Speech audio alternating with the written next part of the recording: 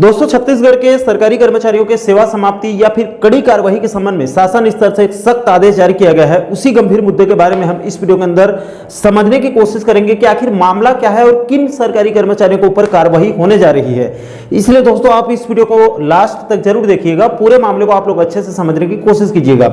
नमस्कार दोस्तों, मैं हूं आपका दोस्त लोकेश साहू और आप देख रहे हैं लोकेश छत्तीसगढ़िया यूट्यूब चैनल। आप सभी साथियों का हमारे इस चैनल पर बहुत बहुत स्वागत है। दोस्तों, छत्तीसगढ़ के अंदर जो कर्मचारी लंबे समय से एब्सेंट हैं और जो लोग अपनी ड्यूटी को ईमानदारी पूर्वक नहीं कर रहे हैं, उन सभी कर्मचारियों के सेवा समाप्ति और उनके ऊपर सख्त कार्रवाई करने के लिए सामान्य प्रशासन विभाग यानी कि जीएडी ने 14 मई 2024 को एक सख्त आदेश जारी किया है। दोस्तों, जारी आदेश में जीएडी ने शासन के सभी विभागों के प्रमुखों, सभी विभागों के उच्च अधिकारियों को एड्रेस करते हुए लंबे समय से अनधिकृत रूप से यानी कि गलत तरीके से एब्सेंट रहने वाले सरकारी कर्मचारियों के खिलाफ सख्त एक्शन लेने के निर्देश दिए गए हैं।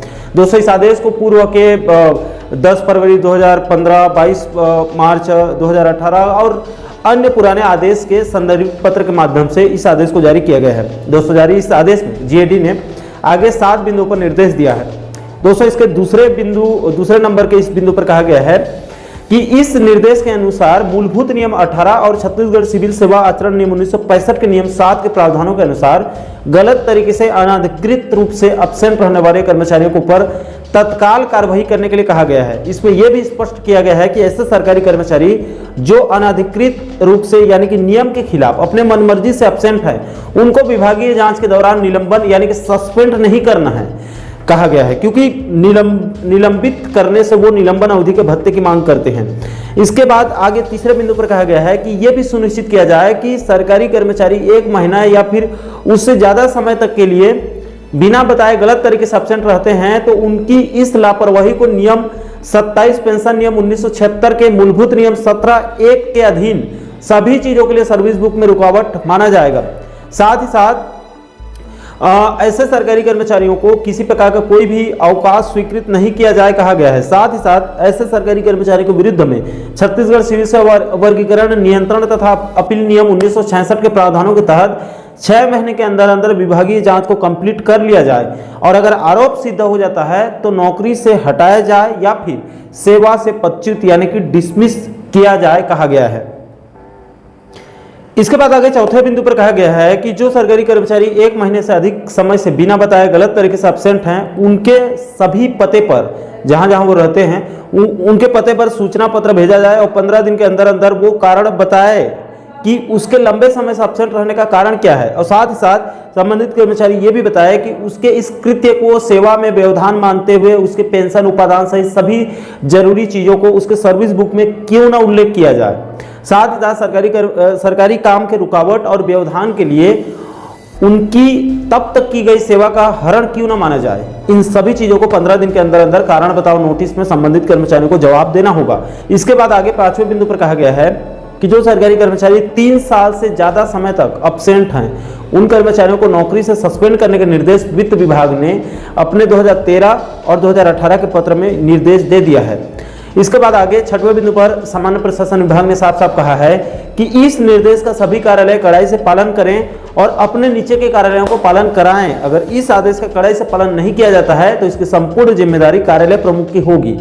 इसके बाद अंत में 7वें बिंदु पर कहा गया है कि 31 मई 2024 से पहले सभी विभाग वाले अपने अपने विभाग में लंबे समय से गलत तरीके से बिना बताए कौन कौन कर्मचारी एब्सेंट में चल रहे हैं उनकी समीक्षा करने के निर्देश दिए गए हैं ताकि चिन्हांकित करके दोषियों के ऊपर कड़ी कार्रवाई किया जा सके।